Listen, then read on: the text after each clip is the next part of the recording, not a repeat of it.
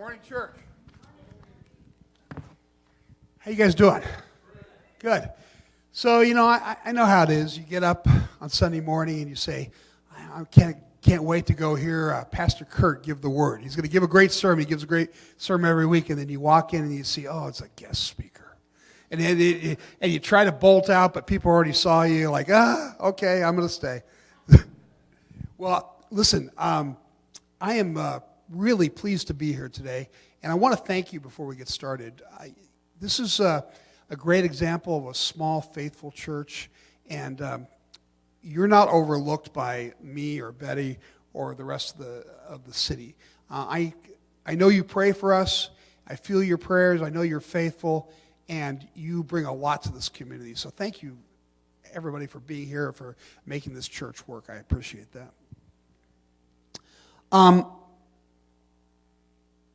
I want to start off by, first, I saw Forrest Gump the other day. Anybody ever see that movie, Forrest Gump?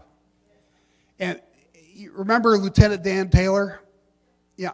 There's this part where Lieutenant Dan gets injured in the war, and they do this little montage where Forrest is saying, Lieutenant Dan's part of a long line of tailors, and every single war had a man fight and die in that war, and then they do this montage of from the Vietnam War all the way back to the Revolutionary War, where a Lieutenant Dan falls on the ground, has been shot, and that's not actually really very funny, but it's it reminded me of something. It reminded me that sometimes things happen in families generationally.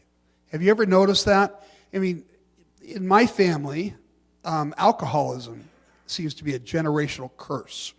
And I think that alcoholism is actually tied to demonic activity. I think a demon attaches itself to a family line and brings the same problem, whether it be suicide or alcoholism or violence, lots of different things that demonic activity brings into a family that goes along a family. That's not always that way. But my wife and I are both psychologists, and we've seen that a lot in our work in mental health, that it seems to be like there's a generational curses that happen with family. And the nice thing about it is that we, as individuals, can stop that curse. We can break that curse by giving our lives to the Lord and by saying, in my case, I don't drink. And there's a good reason for that, because it's a bad idea, because all the men in my family are alcoholics. And so I broke that generational curse, and it looks like it's not passing on to my kids, which is fantastic. But there are also other larger generational curses. And I want to talk to you a little bit about the generational curse that I think is affecting our nation right now. And I know you're all living through it, and you're all aware of these things that are happening. I want to talk about a couple of things that I'm seeing when I'm out there in the political world, and what we can do to deal with that. First off, we have to go back to the French Revolution. In the 1790s, the French Revolution happened in France, and it was really trying to mirror the American Revolutionary War, but a completely different spirit. The American Revolutionary War was based upon Christian values, Christian ideals, Christian people that put God first. And what they said was that America was a place where rights were not given by the government to people, but rights were given to the people by God, and the government's job was to protect that, to protect people's God-given rights, because there's always people that want to come in and take away your God-given rights, and so that's why we need a government to protect us. So say, wait a second, no, it's a person's God. The freedom of religion is a person's God-given right. The freedom to meet is a God-given right. The freedom to protect yourself is a God-given right. It's not rights given to you by government, because the problem with that is if those rights are given to you by government, the government can change their mind and take them away. So the French Revolution was different. The French Revolution said, wait a second, the church and God is part of the problem. We need to transcend that. And remember that this was the time of the Enlightenment movement. The Enlightenment was a period of time where secular humanism really was first taking hold. And people were being taught, you don't need God, because we now know that God is kaput, he's done, because we have science. And so we have all these new scientific theories and scientific, like Darwinism, like eugenics, like communism. It wasn't a scientific theory, but it was a new social theory.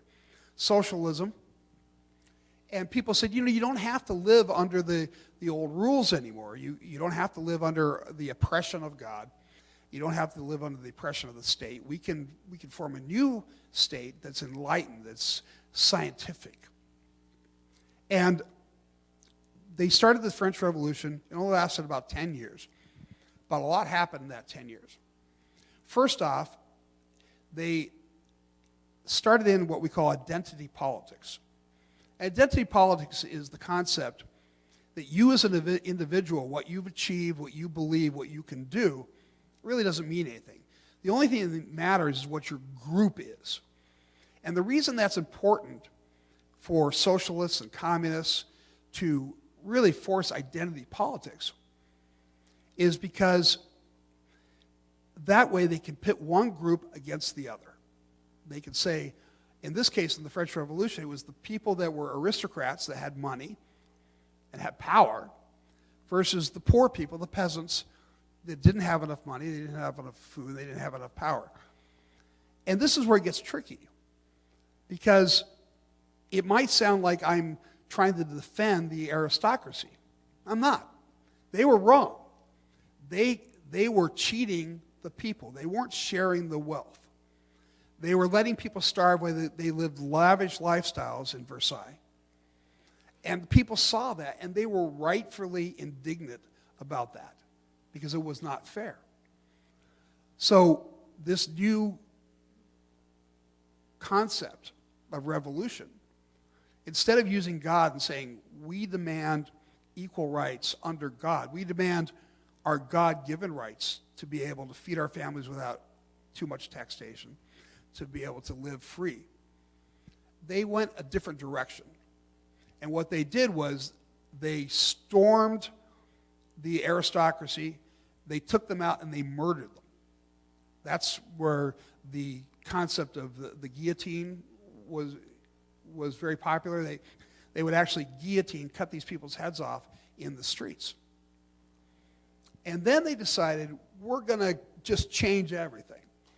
So they got rid of God. You no longer could worship God. It was against the law.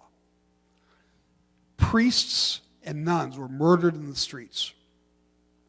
The big, beautiful cathedrals of France were turned into horse stables.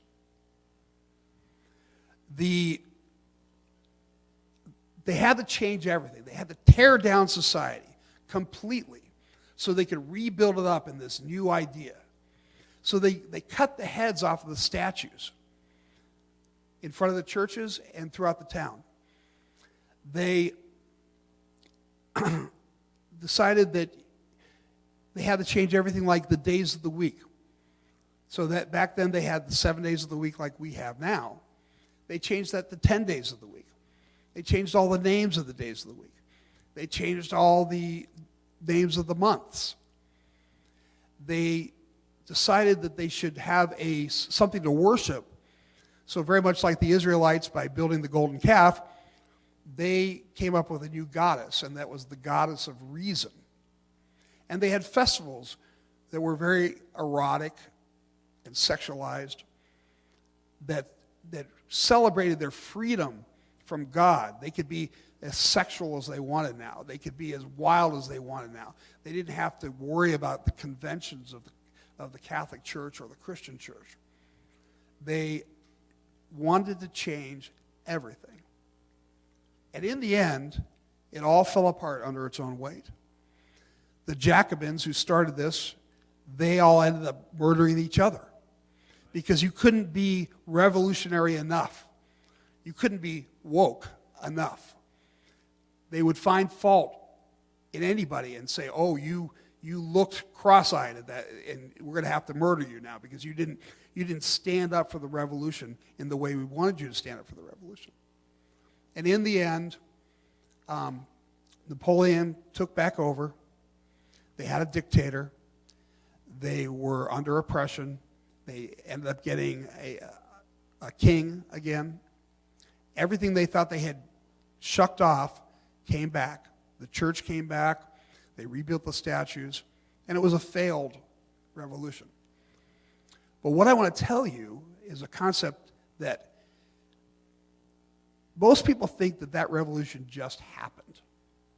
But we as Christians know that there are forces, spiritual forces, that happen behind the scenes. That revolution was not just by happenstance. It didn't just happen that some people got together and said, hey, we should overthrow the government. It was demonically inspired. And the reason you know it's demonically inspired is because of the hatred and the virulence that whole concept had against God. I mean, that was really the attack. The attack was against God. And they thought in their hubris and arrogance that they could throw God out and that God would have no recourse. That God would say, well, what do I do now? They've thrown me out of France. I can't, what can I possibly do?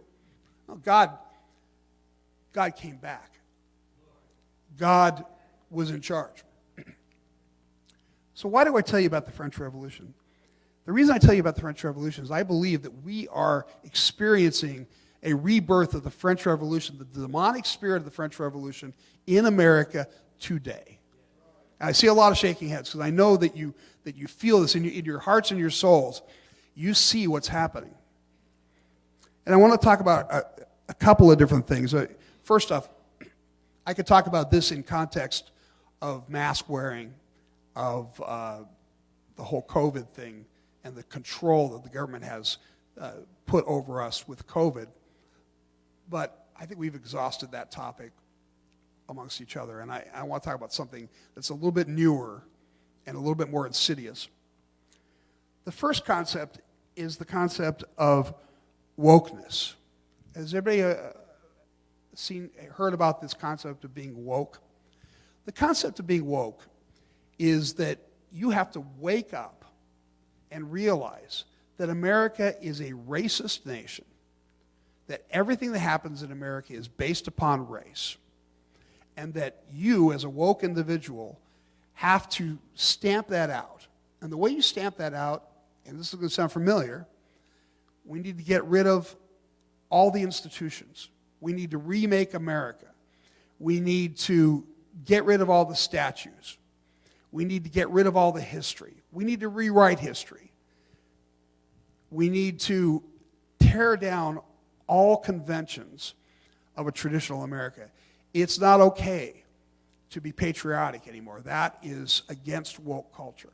It's not okay to have pride in what happened in World War II and happened in the Revolutionary War and happened in a great industrial revolution.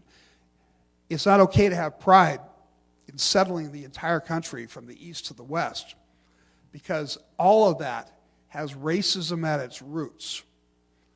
And part of that, too, is that you, as individuals, need to be ashamed of yourselves. Everything is about shame. Everything is about one side being pitted against another. Now, you might notice that this isn't just happening on the college campuses, though that's where it started. This is now happening at all levels of government. You have the President of the United States prejudging a trial where a police officer's on trial, which the Chauvin trial that recently happened. And whether you feel like that's a good verdict or a bad verdict, the President of the United States should not be involved in that. We should not have Congress people prejudging that and telling people that if they don't get the verdict they want, they should riot in the streets. That's not America. And that's okay for them because they don't want it to be America anymore.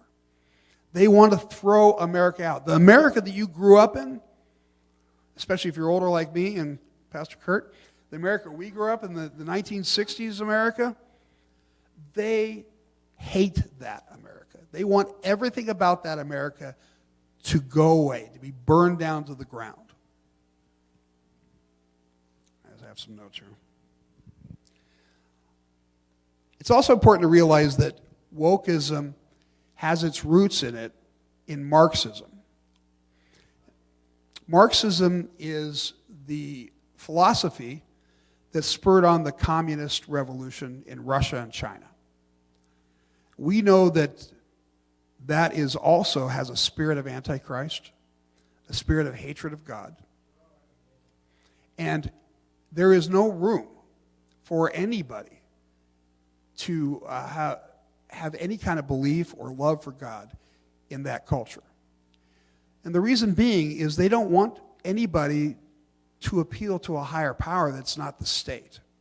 The state is the ultimate power. You live to serve the state. So when they call you and tell you that you have to move out of your house and into an apartment, when you have to give up the job you like for the job you don't like, when you have to fight and die for their causes, you have to starve and watch your children starve, they want you to have your allegiance not be with God, but be with the state. So you'll say, well, what can I do? My ultimate authority, my highest power has said I need to do this. So it's important for wokeism to thrive that we accept Marxism. Now remember, Marxism was based upon the same thing as the French Revolution. It was always a power struggle between two groups of people, those who had power versus those who didn't have power. And the way Marxism talked about it was the oppressors versus the oppressed. It didn't matter, at least in Marxism, it didn't matter what your race was, it didn't matter what your family was, it didn't matter what your religion was. You don't identify as those things anymore. You only identify as oppressed versus oppressor.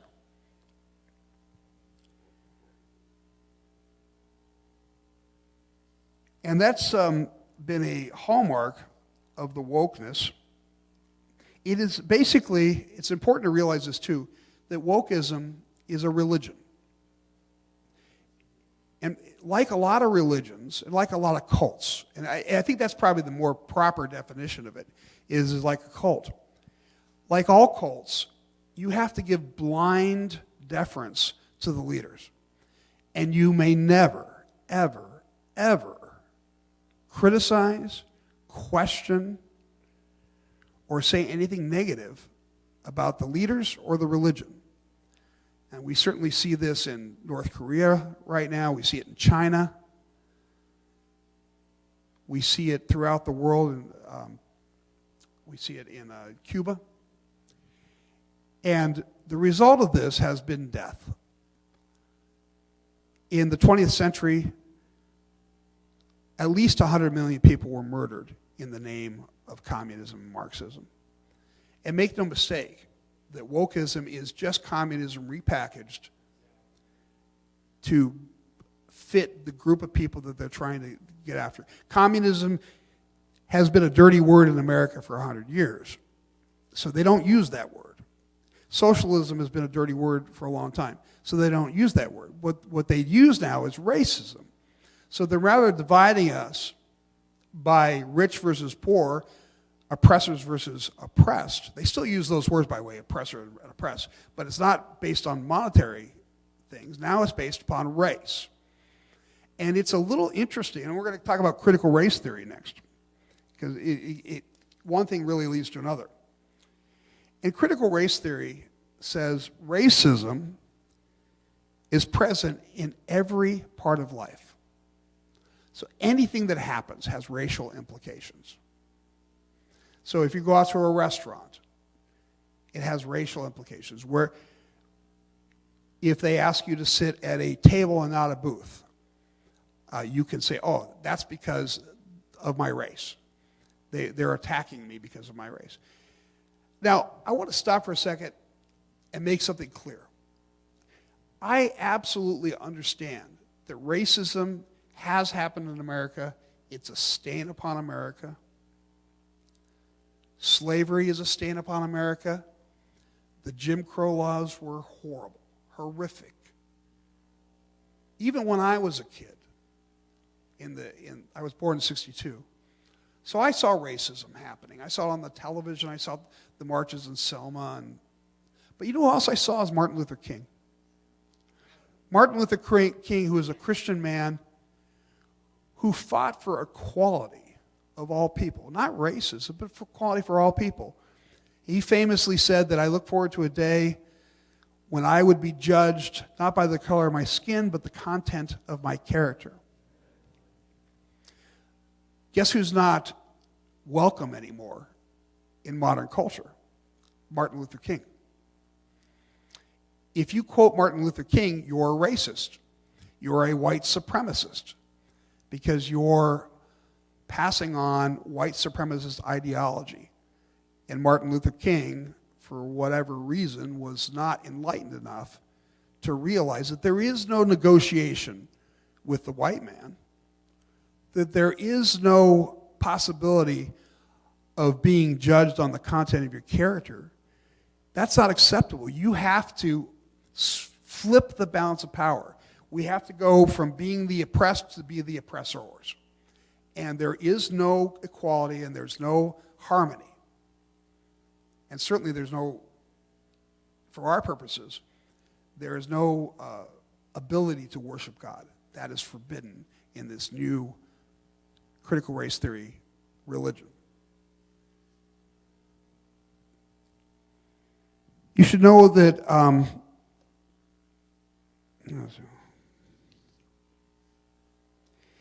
so the idea of color blindness is not accepted any longer, which is kind of how I've always looked at it.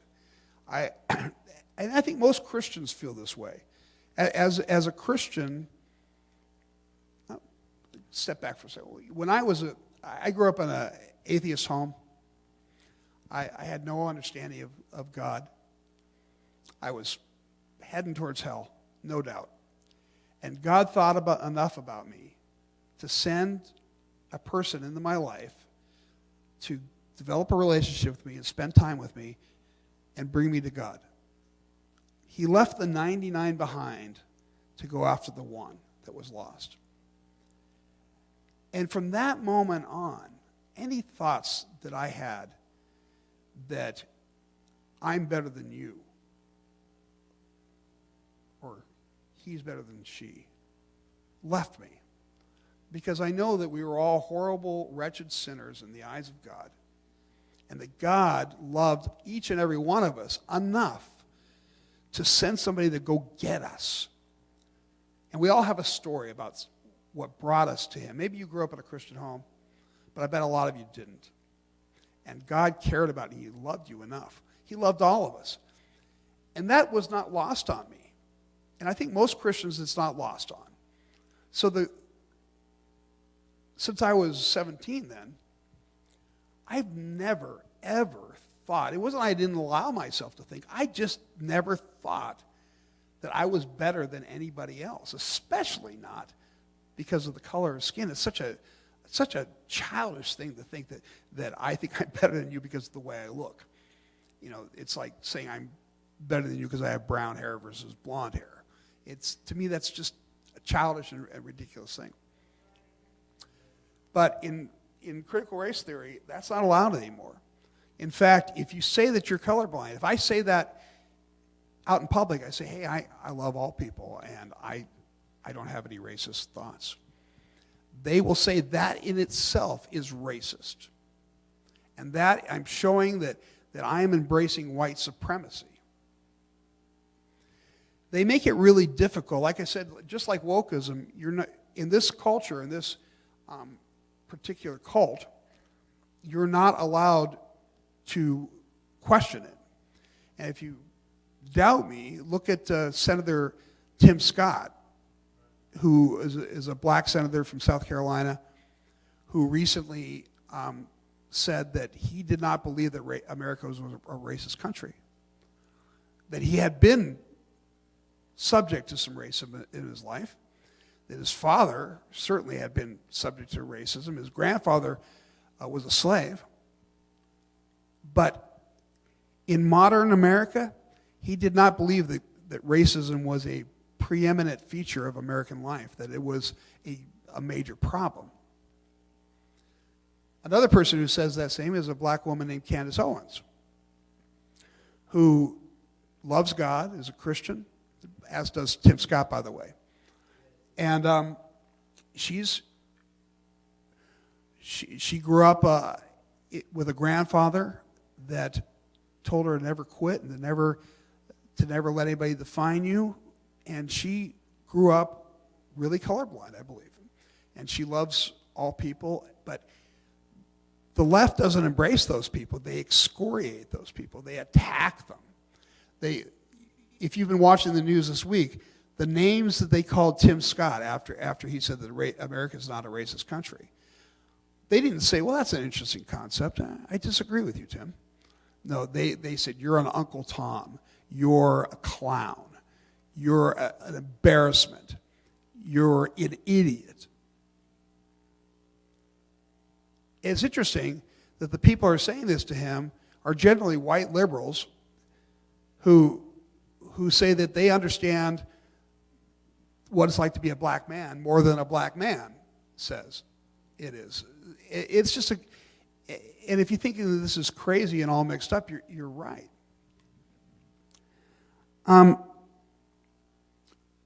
Critical race theory also says to trust no one. That anything anybody says to you.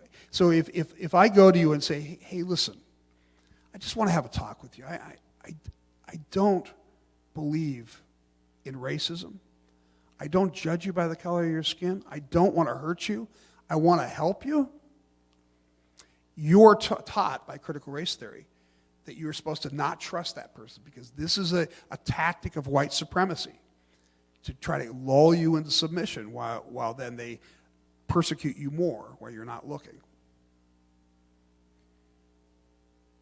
It's also interesting to note that if you talk about prominent black Americans like Barack Obama, like Kathleen Harris, Oprah, Shaq, LeBron James, Michael Jackson, on and on, people that made lots of money, did a lot. I mean, look at Michelle Obama. We're about the same age. She went to Harvard Law School. She got out, got a $500,000 a year job working as an attorney for a hospital. Husband went up through the ranks, a black man, and became president of the United States. I don't begrudge that. You know, that's hard work. I'm sure there's a lot of hard work that happened in that. But how can you say we're a fundamentally racist nation when you're given the opportunities to go to the best schools in America, to own multi-million-dollar homes, to rise to the level of President and First Lady of the United States? How can you say that it's a racist nation if that happens? So I want to wrap up soon because I think we're getting out of time. Am I right, Kurt? Yeah, I'll be done by 2. Yeah. He's right. He said, amen, brother. He said, you'll be by yourself, he says. No, I'm about to finish. The reason I bring all these things up is not because I don't want to further the divide. It's exactly the opposite thing I want to do. I want you all to be aware that there is a force happening in America and throughout the world right now that wants to divide you against your brother. And that we can't let that happen. We have to stand up and push back. I need your help. It used to be that you could say, let's elect Bill Mayer and he'll fight these battles for us and we'll be okay. You can't do it. There's not enough of us. I need all of you to get involved in whatever way you can. If you hear about a school board meeting where they're talking about instituting critical race theory and indoctrinating your children with critical race theory, Stand up. Go to the school board meeting. Say, not on my watch. I brought 15 of my friends, and we're not going to allow it. Show up at city council meetings. Show up at Sandag meetings. Write letters to everybody you can. Send emails. Fight. Stand up and let your voice be heard. Because let me tell you something. This is not the social problems that we've had in the past few decades, where they'll pretty much go away over time, and it's not that big of a deal. This is a big deal. They're trying to take your country away. They're trying to destroy this nation, and frankly, every Western nation on earth. And I don't know what's going to happen once they do that. But we know what's happened in Russia. We know what's happened in China. China right now has over 100,000 ethnic Uyghurs in a concentration camp. They're systematically killing and raping. Women in the Uyghur concentration camps get raped several times a day, even women over 60 years old. It's a form of control. If you think that can't happen in America, think again. We are going in that direction. We're not there yet. We can get it back. We can save ourselves. But it's not going to be me. It's not going to be it doesn't really matter who the governor is. It doesn't matter who the mayor of San Diego is. It doesn't matter who your congressman is. They can't do it alone. The people have to rise up and demand it. And I think there's a lot more of us than there are of them. And when we were sitting in here singing the songs, the worship, my wife, who's very prophetic, whispered to me, you need to give a message of hope and courage. And so I want to just say that I believe that God does not want us to shrink down and hide under the table and say, woe is me, what's going to happen to us? I think God wants us to stand up and be courageous. And He's going to be on our side. He's going to help us through. And it's going to be hard times. I don't think there's any way of avoiding that. I think as a nation, we're in for tough times. But we love our kids, we love our grandkids, and it's worth fighting for. And I just want to read a couple of scriptures, and then I'll be out. Proverbs 17:15. He who justifies the wicked and he who condemns the righteous are both alike an abomination to the Lord. In 2 Corinthians, as followers of Jesus, we're not to judge people based on natural identifiers like race, age, and sex. Instead, we are to evaluate them based on the moral standards of the Scriptures and treat them as equals. That's not the Scripture, but that's what... I'm sorry. I wrote it down here, too. Actually, oh, yes. 2 Corinthians 5:16. We regard no one according to the flesh. So God condemns this kind of behavior. He condemns racism. He condemns hatred. He condemns division. He certainly condemns a society that glorifies transgenderism, homosexuality, abortion, all of it. I mean, I think he also condemns the kind of control that the government has placed upon us through this COVID crisis. And I believe that in the end, the people that are orchestrating all this are a very small group of people in comparison to the people of God. The only thing that will stop us from winning is us not doing anything. So, thank you so much for having me today. God bless you all, and keep praying. I appreciate it.